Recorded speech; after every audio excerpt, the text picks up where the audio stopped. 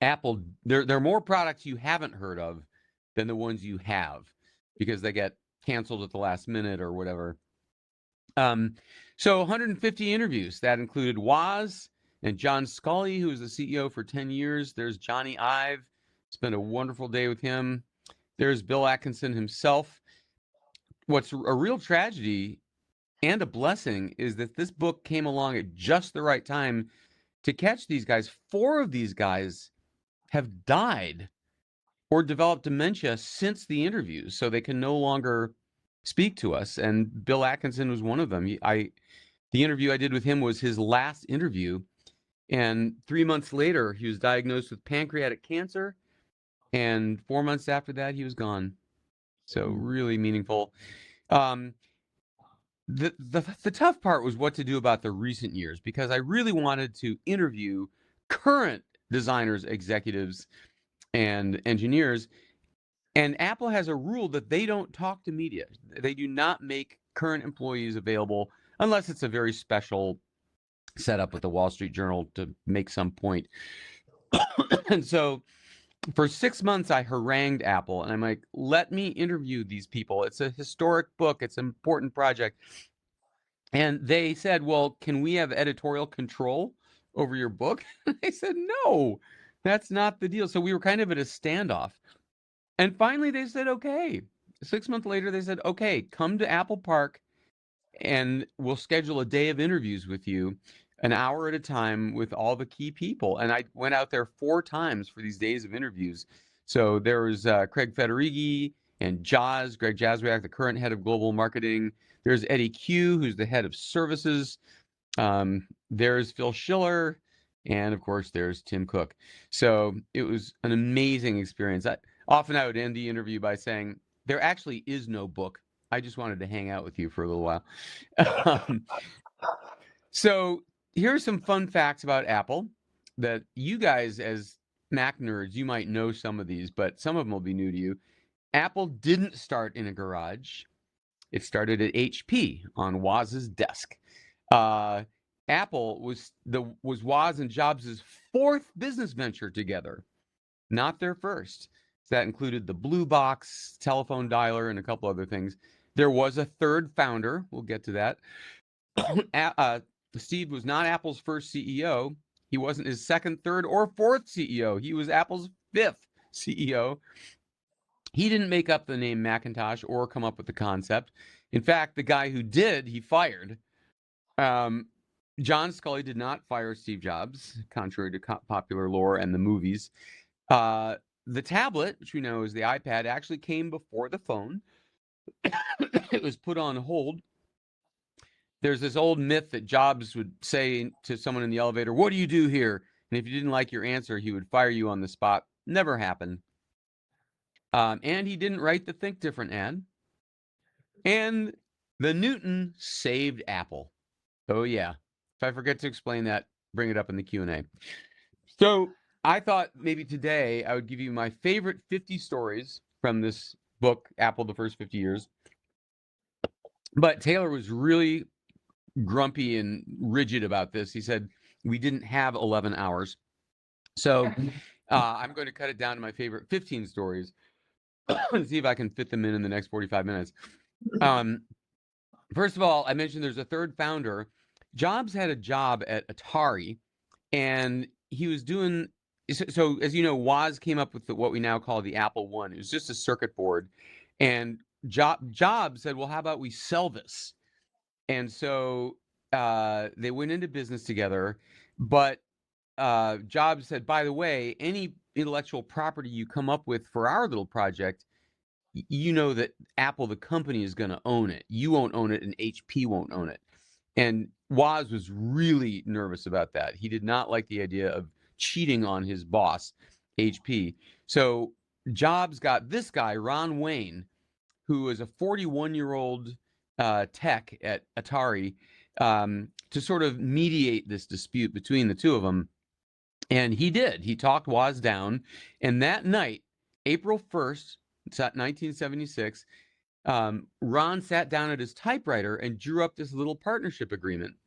And that was the founding of Apple. So Steve Wozniak and Steve Jobs each had 45%.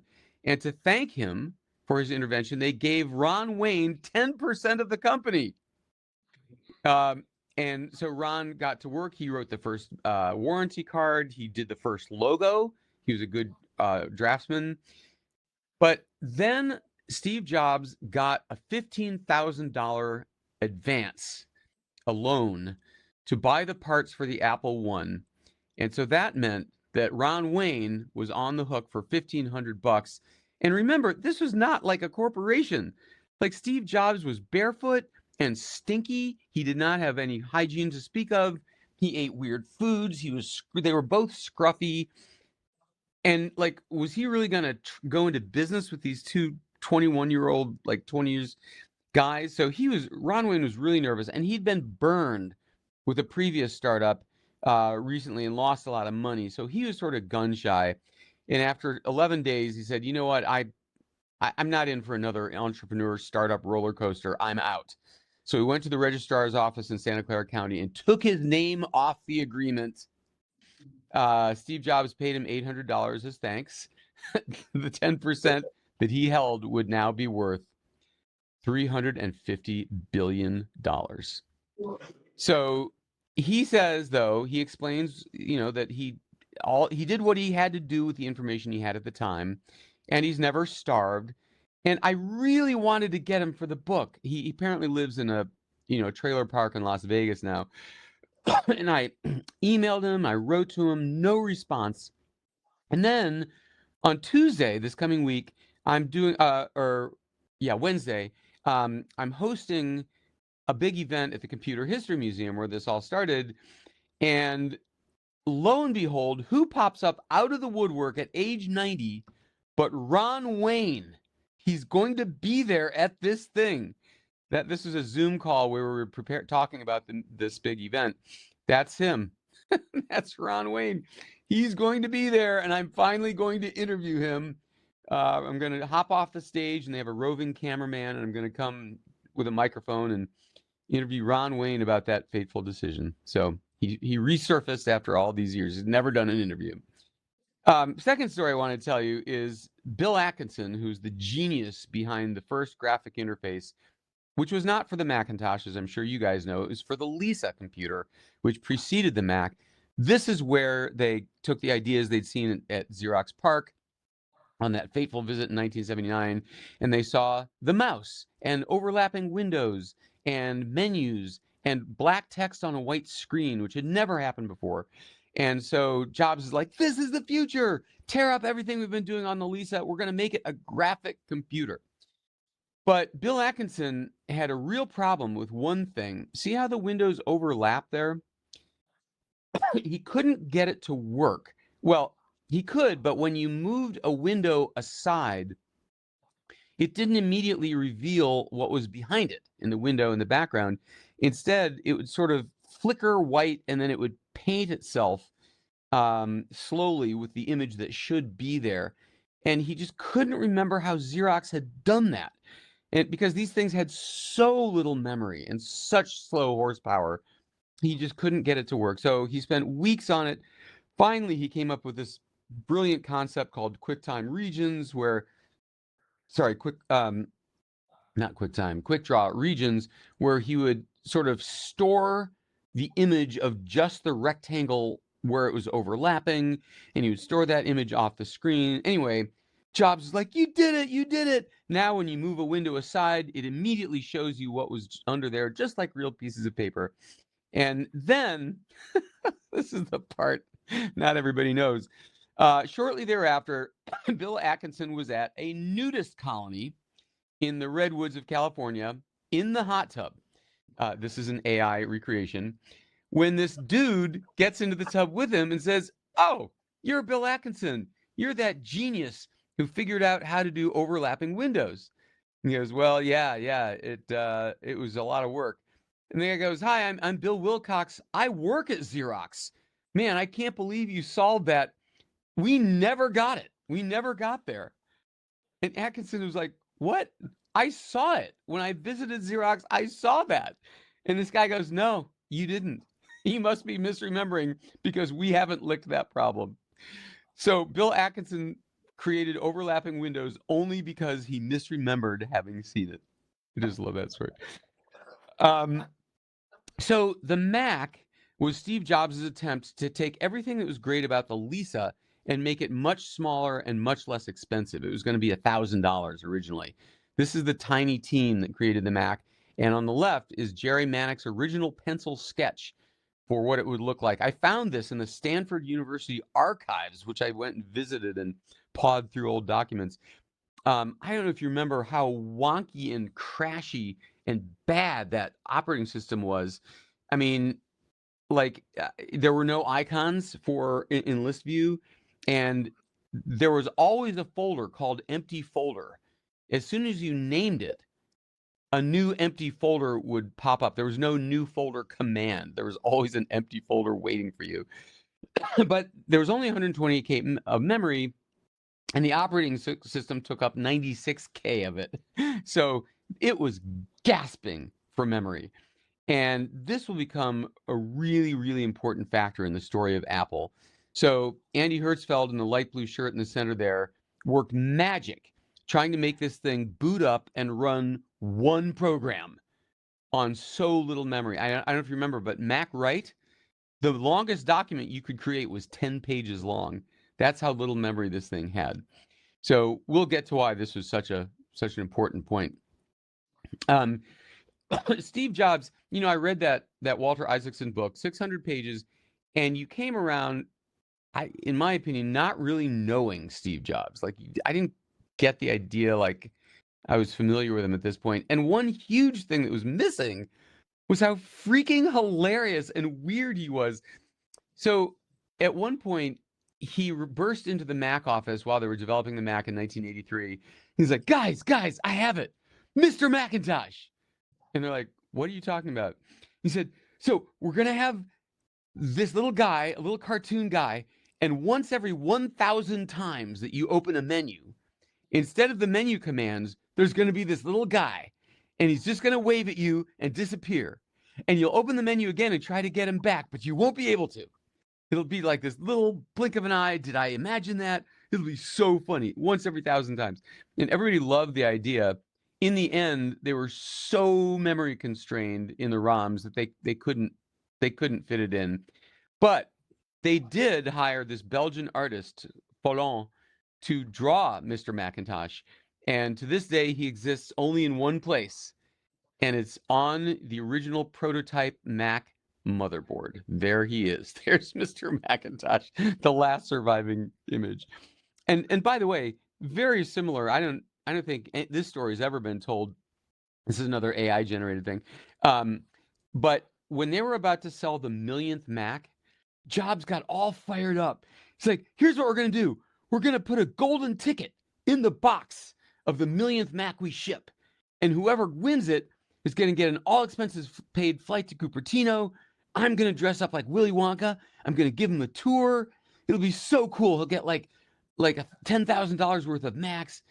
And they did it. The art department had the ticket printed up. The whole thing was well on its way until the lawyers got involved and said, unfortunately, by California law, you can't have a sweepstakes that requires a purchase. They all have to be no purchase necessary. So I don't know how you're going to do this with no purchase necessary. So in the end, they shut down that plan. But it just cracks me up. I mean, Jobs had this boyish delight at fun little pranks like that. Macworld magazine, where I wrote for 13 years, was actually secretly funded by Apple. So this is Mike Murray. He was the original Mac marketing guy. And he admired the way there was a whole magazine called PC World for the PCs. And he's like, guys, we got to make it seem like the Mac is a thing, like there's a whole universe of Mac. And so he got the PC World people to find him a couple editors. And the problem was there were no software programs or peripherals for the Mac when it came out. It took a long time to build up an ecosystem. So there were no advertisers. And if there's no advertisers, how do you make a magazine survive? So this was 1984. Apple said, okay, fine. you do a beautiful magazine, we'll pay for it. So Apple actually funded Macworld $250,000 for the first year of its life. Now, the 1984 ad, you probably remember this. I don't know if this is going to play video or not. Let's give it a try. Oh, apparently not. Okay. Anyway, it was directed by Ridley Scott. It became the most famous commercial of all time, won 35 different advertising awards. Didn't show the product, didn't explain anything about it.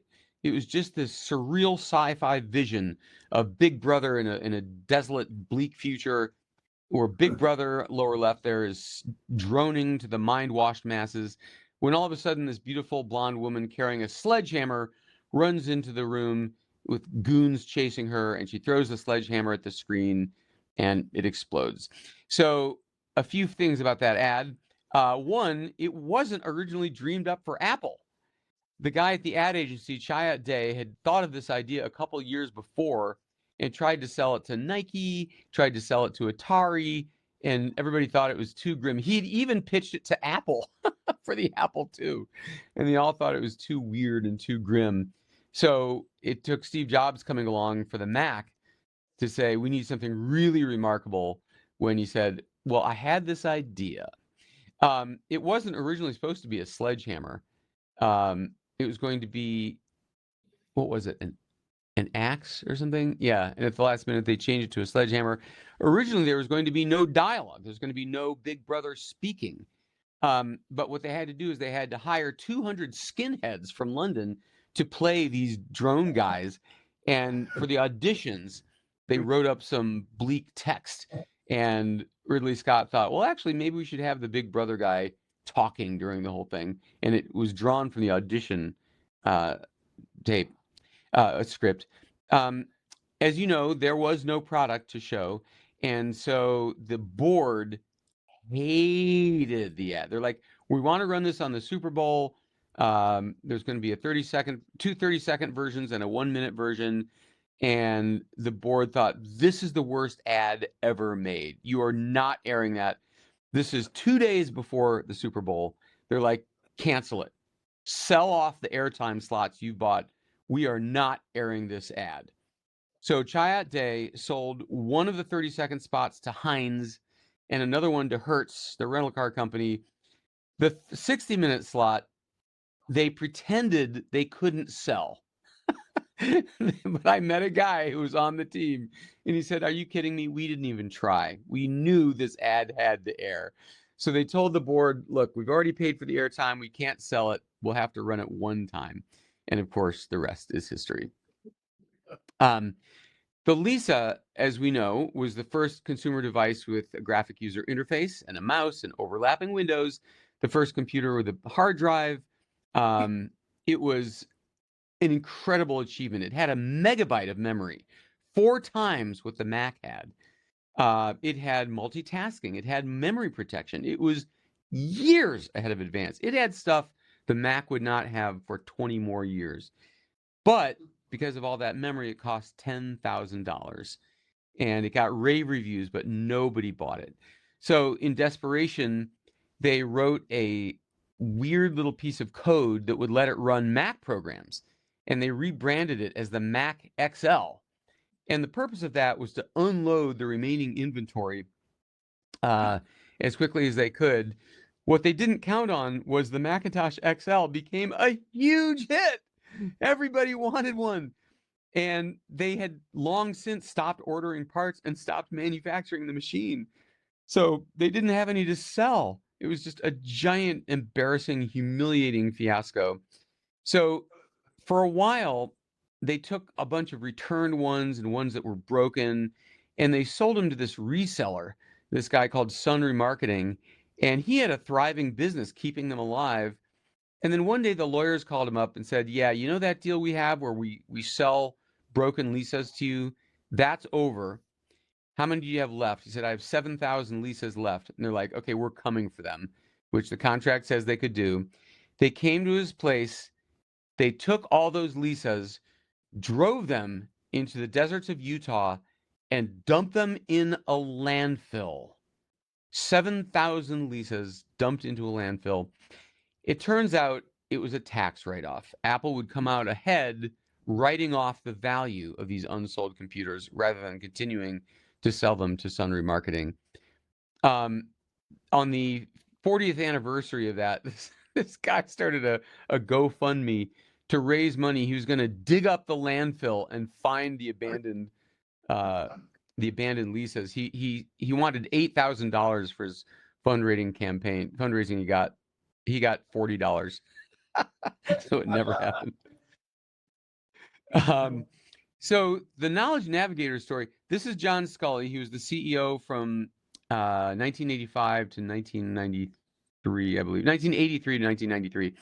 He came from Pepsi. He didn't really know anything about technology, but he was a great marketing guy. And one of the things he did to market Apple and his technology was he had to give a talk at an educational conference. So he had his team draw up a futuristic vision of what computing might look like. And he called it the Knowledge Navigator.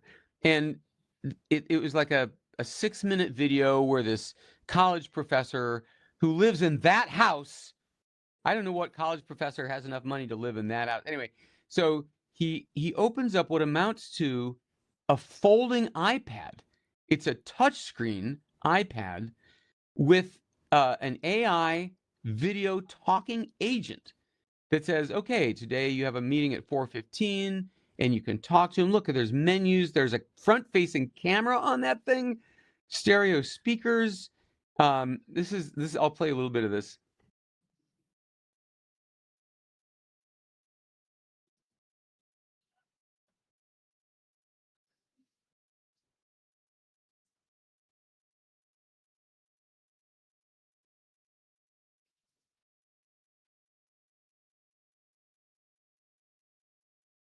So everybody made fun of him for this. It was like the acting is so cheesy. It's also 80s. You guys, this was 1987, 6 years before the internet even existed. And they've got a touchscreen multi-touch interface, video chat, internet, AI talking agents. This is home networking. They basically nailed every single thing we have today. All of it came to pass. And there's a good Substack column to be written on whether this thing predicted those developments or affected those developments. In other words, did people see this and say, hey, that was kind of a cool idea? But anyway, really amazing to look back and see how many things it led to.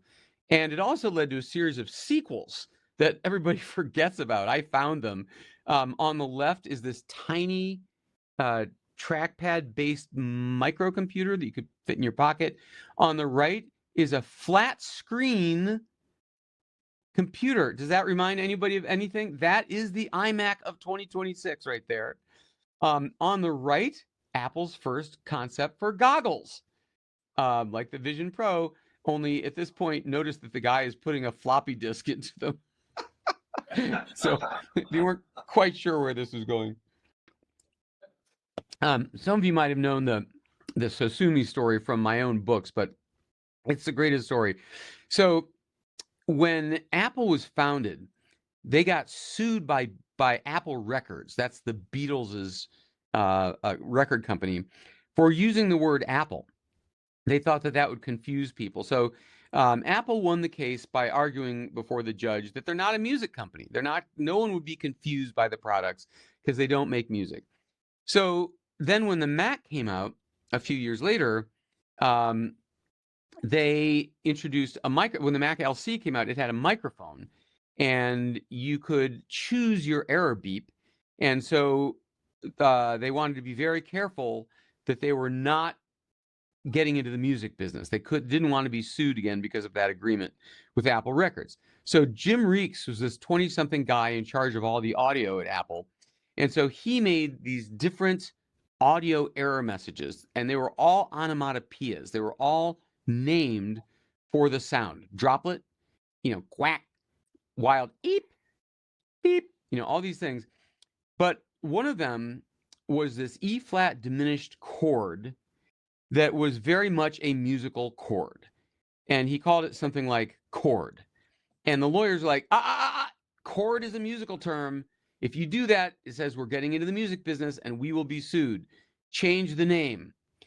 And he's like, all right, how about notes? And they're like, no. Notes, that's a musical term. You can't do that. And so he's like, name it something else. So he's sitting around drinking beers with his buddies that afternoon. They're kind of tossing a Nerf football back and forth. And like, this is so stupid. This is not getting into the music business. This is so dumb. I should just call it, chord and be done with it. You know what? So sue me. And everyone's like, hey. So they renamed it So Sue Me, and that chord was called So Sue Me for the next 17 years. And now you know the story. The Newtons, of course, were a tremendous flop, but man, was handheld computing hot in the early 90s. These are all prototypes. None of these saw the light of day. One on the left is called Scribe. One in the top middle was based on a Sony handheld computer that this guy on a Paul Mercer on a side project, he built them into new cases. The lower right was the original Newton, and that big lens on the top right, that they call that the Eye of Sauron, and it was for infrared beaming. So you and your buddies could show up in the boardroom, and you could take a note or make a little sketch and beam it to everybody else's Newtons, which was really cool and revolutionary. Instant ad hoc networking without Wi-Fi or Bluetooth. And it was wide area. Like you could beam it to everybody's Newtons at once. The only problem was they discovered that fluorescent lighting interferes with infrared transmission. In other words, this didn't work in office environments. So that could be considered a drawback. So they ultimately had to get rid of that feature. But I interviewed the guy who designed this, Robert Brunner. He was the Johnny Ive before Johnny Ive. And when Scully wanted to introduce the Newton, he wanted to do it on stage by reaching into his blazer pocket and pulling it out. And they just could not make this thing quite small enough for the blazer pocket. They would flatten the stylus and shave off a millimeter and then go into Scully's office at night and into the blazer that was hanging in the closet and try to wedge it in. They became convinced that Scully had the only blazer in the world that was 2 millimeters smaller than the standard, because it fit in every other blazer. But 4 times they had to go back to the drawing board and shave a little more, just so it fit into this one blazer in one closet for one CEO. And they finally got it. They finally made it so he could just get it into his pocket. But that's why the Newton was the width that it is. In the 90s, trackballs were things that hung off of laptops like this. Like the tray table was not big enough for the thing, so it would stick out into the aisle on the airplane, and the flight attendant would smash it off with the drinks cart going by. So look at where the keyboard is. The keyboard is up against the front edge of the laptop. Why? Because of typewriters. Laptops were meant to be resembling typewriters for the mass public who'd never seen one before. So they put the keyboard close up to the front edge, just where people were used to it. So deep inside Apple was this guy named John Krakauer. He was not a designer. He was a systems integrator. His job was to figure out how to get the components on the Mac Portable here. This was Apple's first laptop, if you can call it that, 16 pounds. But to make the circuit board and the hard drive and all these components work well together. The Portable bombed because it weighed 16 pounds, and Krakauer was so bummed that on a tour of New York for PR purposes, there was a life-size brochure, well, nearly life-size, of the Portable. He cut the pieces apart, the keyboard, the screen, the trackball, and started playing with them. He's like, what if we rearranged the components on this thing? And he made a model that looked like this, where the keyboard was pushed way back up against the screen. And immediately that made three things better. First of all, it gave you palm rests.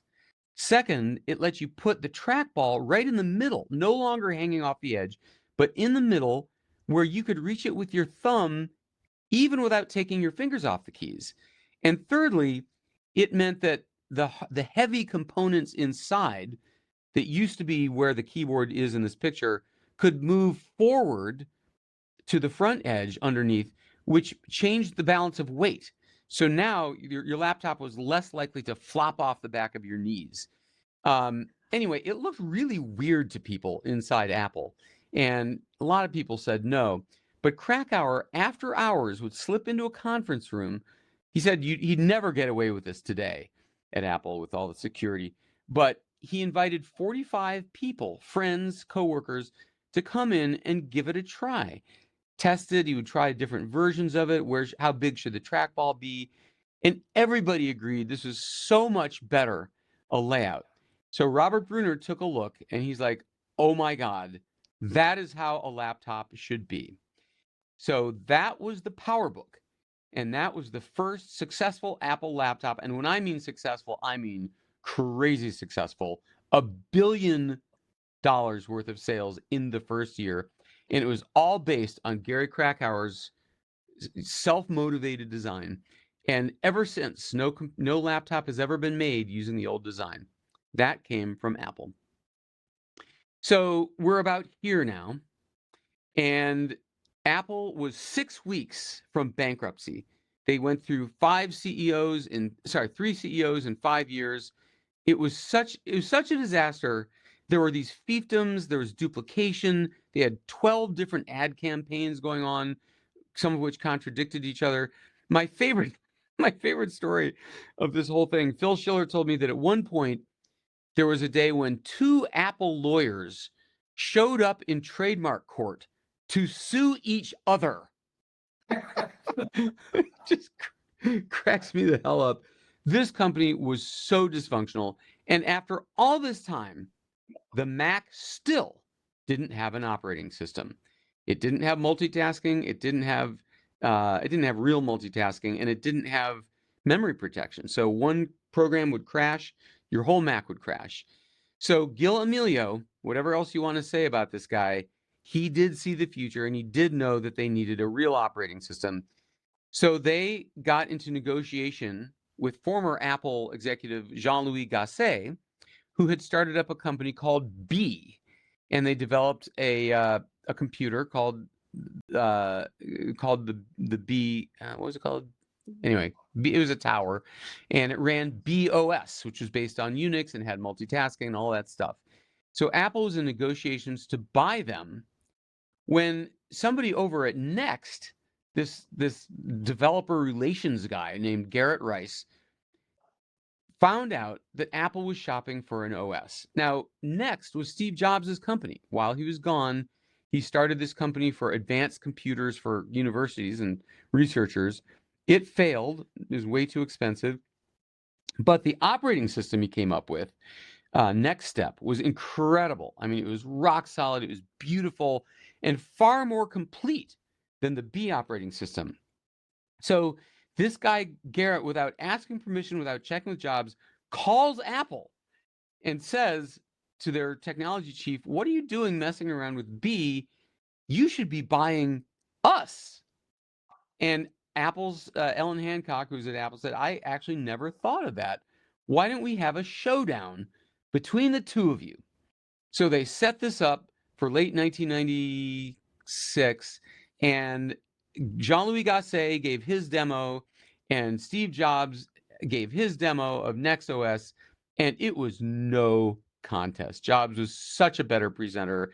They had 5 QuickTime videos playing at once while typing in a word processor, and it didn't skip a beat. It was incredible. So Apple dumped Bee, bought Next, and brought Steve Jobs back to Apple. And the reason I know this is because I found and interviewed Garrett Rice, and he told me the story. And I'm like, did anybody ever thank you? And he goes, "Oh yeah, Steve had a big all hands meeting at Next, and he handed me a check for $20,000 for making that call that I thought would get me fired." So yes, so Steve Jobs came back to Apple. That's Gil Amelio, the CEO on the right. Um, this is so funny. Go to YouTube and look up the keynote where Amelio brought Jobs back. The teleprompter stopped working, so Amelio didn't have his notes. So he rambled on for 3 hours. And the one more thing was supposed to be bringing Steve Jobs and then Woz back on stage. And Woz was Jobs was backstage getting more and more pissed off. Just he was so over this waiting around during this terrible speech. You can see how thrilled he looks right there. But but yeah, what he found was a mess. Apple was an absolute mess. Just a little quote from the book. Under the CEO Spindler, the system of selling a different Mac to every store chain devolved into an explosion of models. The Mac LC475, the Quadra 605, and the Performer 476 were all the same computer. At one point, Apple introduced 7 different Performas in the 6200 family, differentiated only by details like the modem speed or the software bundle. All told, in 5 years, Apple introduced 10 Quadras, 28 PowerBooks, and 45 Performas. Not even the most rabid Apple supporters could tell you the difference between a Performa 6410 and a 6360, or between a PowerBook 540C and a 550C. The model multiplication was baffling even to computer store salespeople. They sometimes didn't even bother displaying them in the stores. So they had a talent drain. The board was all these old white men. The products were inferior. The marketing was a mess. All these managers were at war. They'd started this ill-fated cloning program where other companies could build Macs and sell them at lower prices. The distribution channel was a mess. If you can believe it, Steve Jobs fixed all of this in 1 year. It is widely considered the greatest turnaround in corporate history. He made Apple profitable in a year. And part of that was Apple was selling 50 Mac models. And he said, "This is ridiculous. We're going to make 4. 2 consumer products, 2 pro products." And it was not a popular decision. I mean, people quit over this. These engineers had huge amounts of R&D invested in upcoming new product lines. And Jobs said, "No, we're canceling that. We're canceling the Newton. We're canceling the Performa. We're canceling our entire printer division. We're canceling our software division in France. We're shutting down the advanced technology group." I mean, it was ruthless. He cut so much stuff and said, if we focus on 4, then we can put our top engineers on all 4. We can make every single one of these things amazing. And then he met Johnny Ive, the chief of Apple's design department, who was about to quit. He had all these cool designs, and no one in the company was interested in them. He had never even met the CEO. Jobs fell in love with Johnny Ive's way of thinking, with his prototypes. He began hanging out in the design studio, and he had lunch with Johnny Ive every single day to obsess over every single detail of every single machine. And that, as we know, is what led to the iMac, which became the best-selling computer in the history of the world, despite having no curves, no floppy drive, no printer port, and no beige. And then came the iPod, which, oh my God, was the first time Apple had ever sold anything in the hundreds of millions. It totally changed what Apple was. It became a consumer electronics company. A lot of people forget what a brilliant presenter Jobs was. His keynotes were the greatest shows on earth. And there's a whole chapter on these in the book because you can find them on YouTube, some of these, and they're just screamingly funny. Like when Mac OS X came out, Jobs wanted the developers to stop writing Mac OS 9 programs. He wanted them to move on to writing apps for the new OS, which was a big project because it was based on Unix. It's a totally different thing. So at the developers conference, there's this gloomy organ music, stained glass windows, a trap door opens in the stage, Fog comes out, and up on an elevator comes an actual casket. He comes on somberly, opens the lid, and brings out a 4-foot tall Mac OS 9 box and proceeds to deliver a eulogy for software. I mean, the point was Mac OS 9 is dead. You guys got to move, but who's going to forget how well he did that? Or did you remember that Apple introduced Wi-Fi? That is true. The first machine ever to have Wi-Fi was this iBook, and the presentation was just unbelievable. Jobs had a cameraman over his shoulder, and he was filming the screen. Jobs said, "And now I have one more thing." And the one more thing apparently was surfing the web. He called up NewYorkTimes.com and Apple.com, and the whole audience is going, "What? This is your big new feature?" And then he picks up the laptop and walks across the stage while he continues to surf the internet. And you can hear this roar go through the audience as they realize what's happening. There are no wires. No one had ever seen that before. And then he brings a magician's hoop and passes it over the iPhone. He was the absolute greatest showman on earth. And then the last great story is how multi-touch came along. This is the team responsible for the iPhone. And in 2004, a little skunkworks team inside the design department had been working on the next generation of input. The mouse had been around for 25 years. It was time to start thinking maybe there's other ways. So they were fooling around with this product made for people with carpal tunnel syndrome. It let you type or tap or use the arrow keys with very light touches of your fingers, feather touches, so it didn't hurt people with carpal tunnel. And plus, the whole thing was a trackpad. So you could also move the cursor by swiping your finger around. And it was a multi-touch trackpad. So you could open something, for example, by putting all your fingertips on it and twisting to the right like you're opening a jar. So Apple asked that company, so Apple asked that company to make a laptop screen-sized one. This was going to be something for the Mac, not a phone, not a tablet, but for the Mac. And they wanted to fool around with it, so they set up a system where a projector they put a piece of paper over this thing, and then they shone the Mac desktop onto it from a projector overhead. And they fooled around with things like spreading two fingers and dragging icons with a finger, all the things we know today. But I will say that in researching this book, I read all the other books about Apple, and they are so full of mistakes. I mean, mine probably is too. Who knows? But I did my best. And one thing I didn't do was continue the game of author telephone that seems to have gone on among all the other authors. This story keeps getting kicked around. This is from another book. The input engineering team had built a giant experimental system to test multi-touch. It was a big capacitive display the size of a ping pong table with a projector suspended above it. The projector shone the Mac's operating system onto the array, which was a mass of wires. Well, guess what? I got Apple's archivist to send me a picture of this test rig. That's it. It was not the size of a ping pong table. It was the size of a laptop screen. That's the projector. That's the piece of paper taped on the iGesture screen. And you could experiment. And I wouldn't call that a mass of wires. It was driven by a Power Mac right there. And so they could experiment with stretching, pinching and zooming, moving things around. So Johnny Ive started working on this to make a tablet out of it. This is what we eventually now know as the iPad. And he made like 20 prototypes. And while this was going on, people started putting music playback into cell phones.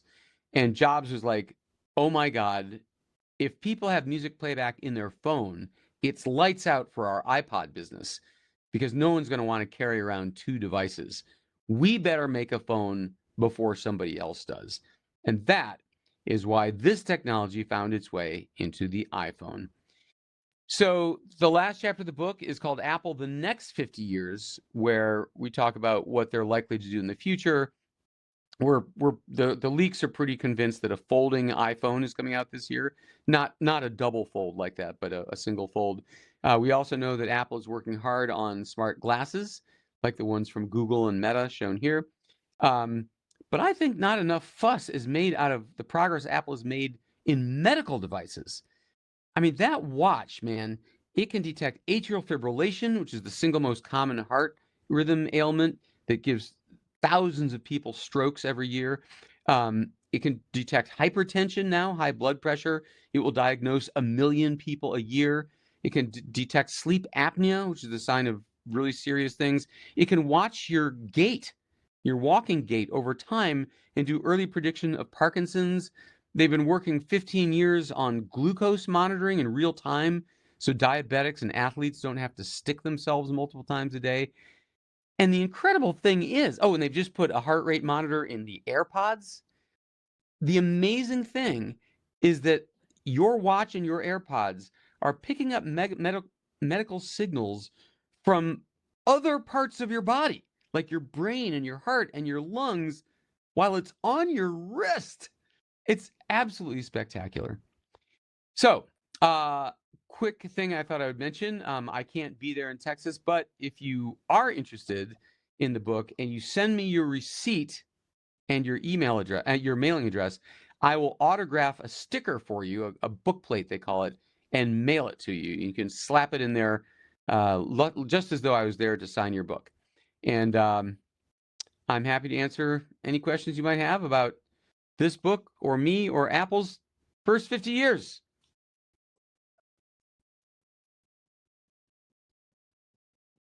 Stop sharing. There you go. Yeah. Oh, I can see you. See if you can see. Hey, guys. It's not doing very well, but anyway, we got good crowd out there. So hey, that's a decent turnout. You sure you want to shut this thing down? Another 50 years. Another 50 years. Hey, you this got the right plate. here. Hey. Yes. Okay. Can you see this? That's one of the ones I did. That's what it'll look like. Yeah. I'm doing it wrong. That looks good to me. Is Tom in the audience? Here's Tim right here. Hey. I just wanted to thank you, David, for sending this to me. I'm looking forward to getting your book on Tuesday. All right. Thank you, Tim. Thank you for pre-ordering. That's much appreciated. So thank you very much. Enjoyed it. Thank you. Good to see you.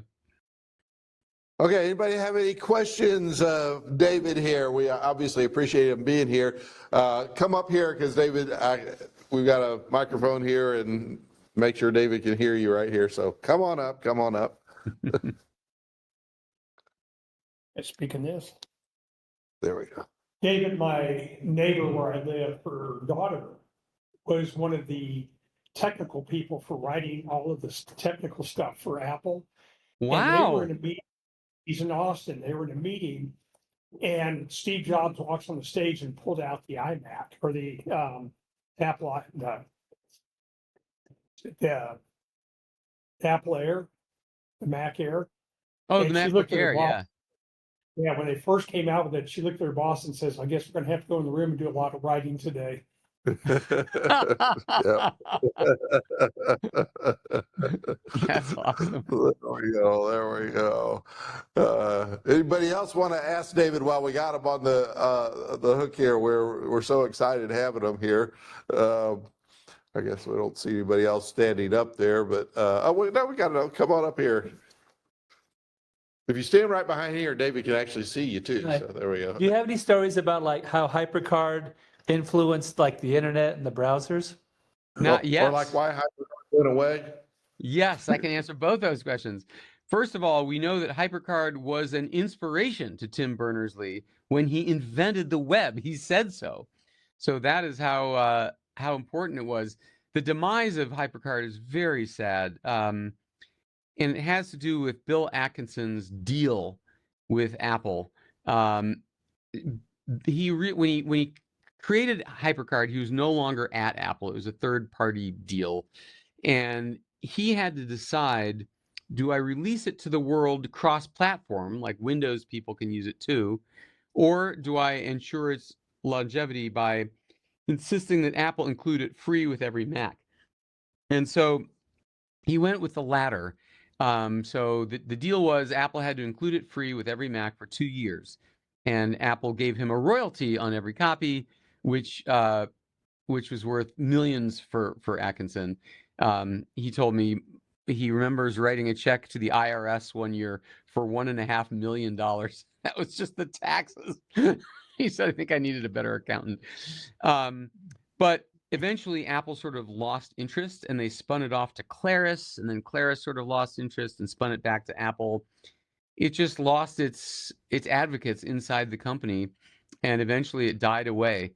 But HyperCard lives on the web. There are 2 different HyperCard emulators, and it's so much fun to play with it. I made so many cool little games and mysteries with HyperCard. I'll never forget it. There we go. Come on up here, Ed. I don't know if you're near your keyboard, but years ago you appeared in front of a Mac users group in Dallas, and you had a song or 2 or more that made fun of Microsoft, and it was the melody may be another popular song, but I think we would all love it if you could do one of those for us today. Right now? Sure. Yes. All right. So typically music does not because can you still hear me? Yes. Okay. Yeah. Oh, now okay. So typically it doesn't work well over Zoom because Zoom automatically, here, audio settings.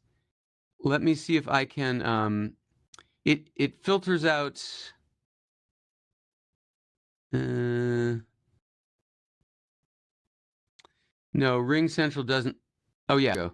Remove background noise. All right, so let me see. Can you if I play this, can you hear it? Yes. You can hear that? Yep. Okay, usually it filters Yes. out. Let's see. So all right, here's the Steve Jobs song. It won't be easy. You'll think I'm strange when I try to explain why I'm back. After telling the press Apple's future is black, you won't believe me. All that you see is a kid in his teens who started out in a garage with only a buddy named Woz. You try rhyming with garage. Don't cry for me, Cupertino. The truth is I never left you. I know the ropes now, know what the tricks are. I made a fortune over at Pixar. Don't cry for me, Cupertino.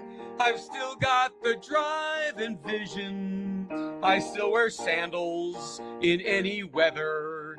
It's just that these days they're Gucci leather.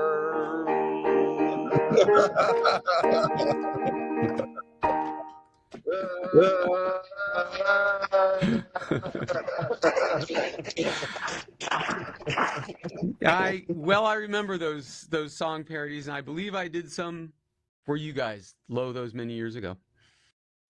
Certainly. Well, it's a time for us to wind down here, David. It is such a special thing to have you do our ending presentation, our big finale. You've made it very special. We've learned and been educated by you, and thank you for being a part of this final Apple Tour of Dallas meeting. Thank you so much. It's such an honor to wrap up this incredible, almost 50-year history of this fantastic group. Thank you for coming out today and for being Mac fans for all this time. Okay, I'm ready to go order a book. All right. See you guys later. Have a great lunch. Take care. Okay, bye-bye. Okay, everybody, our next schedule up is lunch. So I see lunch has gathered in the back. So while if you're in line and you haven't signed up on our webpage and registered, you need to go to acd.us, click on the register button, and put your name in, because that is what will make you eligible for the raffle we're going to have later today. So you certainly want to do that. acd.us, hit the register button at the top and get registered, and we will get that going. Okay, Richard.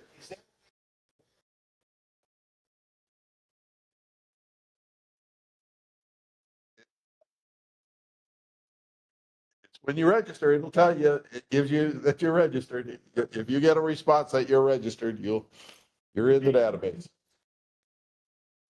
Say that again?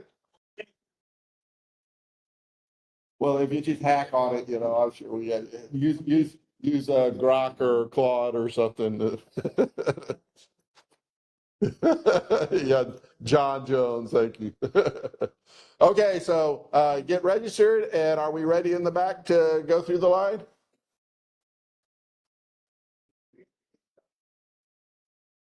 And if you get stuck on it, let me know. I'll help you with it. So.